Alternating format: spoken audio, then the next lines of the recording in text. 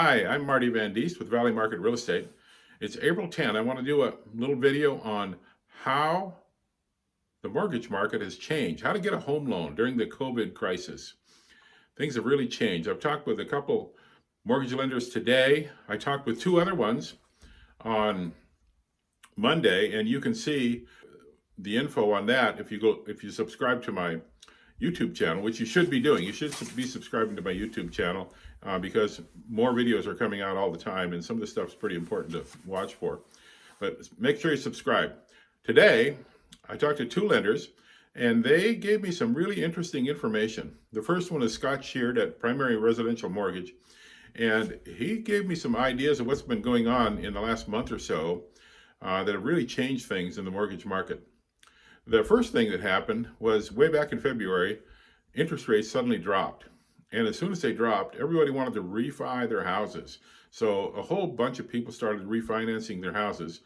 The amount of loans in the pipeline normally is about $1.6 trillion worth of loans. That's nationwide.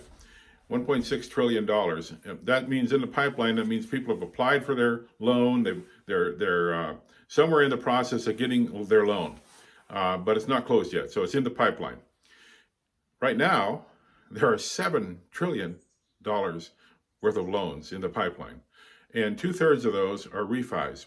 So at this point now, it's really hard to refi because there's such a backlog. People are having a hard time closing those loans. You got to get money for those loans, and things are drying up a little bit here and there. But you can still get a pretty decent loan if you're purchasing. So if you're looking for if you're a first-time home buyer, you really should give us a call because there's some still really good loans out there. But things have changed. Definitely things have changed.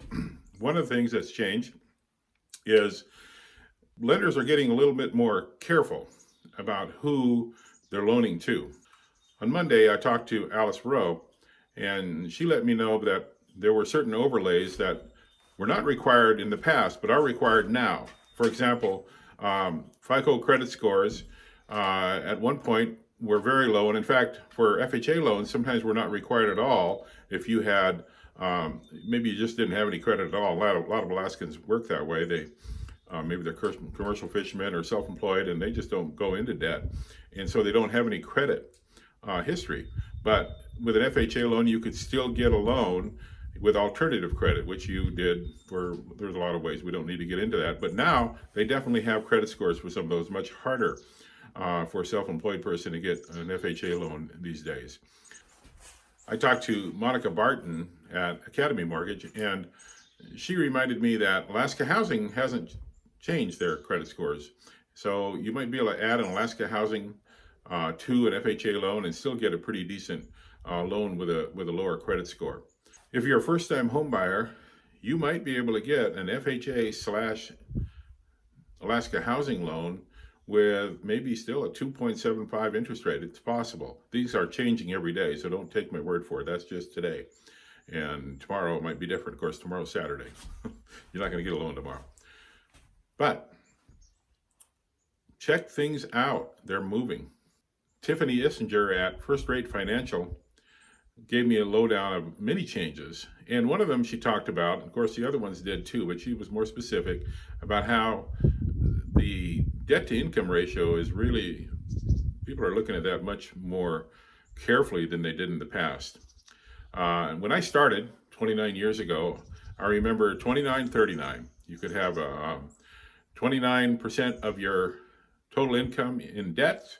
And if you added the house, it couldn't be higher than 39% of your total income. Well, with VA loans and FHA loans, they were getting much higher than that. I remember closing some at 60% and even higher, your debt to income ratio. Well, that has really that pretty much gone by the wayside. You're going to have a lower debt to income ratio most likely. And in general, the lenders are just asking a lot more questions. Verification of employment is one of the things people are looking at very specifically. In the past, they would call your employer maybe 10 days before closing and make sure that you were still employed, and they wanted to also make sure you're going to stay employed.